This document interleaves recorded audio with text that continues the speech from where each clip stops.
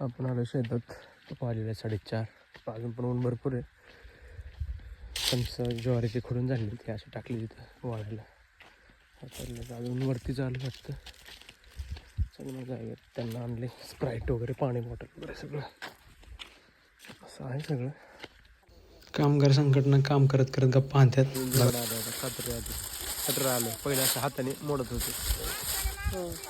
काय कटर आले हो का? असं करा. समोर दिसतंय मित्रांनो तुम्हाला ज्वारीची कणस टाकली तिथे वाळायला. शेतात तिकडं आहे मशीन ज्वारी करायला. कडबा चालवला आहे. जनावरांसाठी कडबा असतो खायला.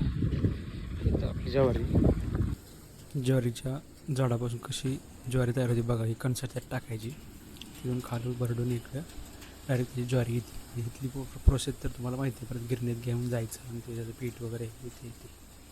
असं आहे ज्वारीच्या भाकरीची कहाणी. असं आहे झालेलं आहे ज्वारी वगैरे. दादाच्या आमच्या मी आलतो आपलं सहज चक्कर मारायला. कसा आहे व्ह्यू बघा इव्हनिंगचा नाथखोळा. आपला ब्लॉग आवडला असेल तर लाईक करा, शेअर करा, सबस्क्राईब करा. धन्यवाद.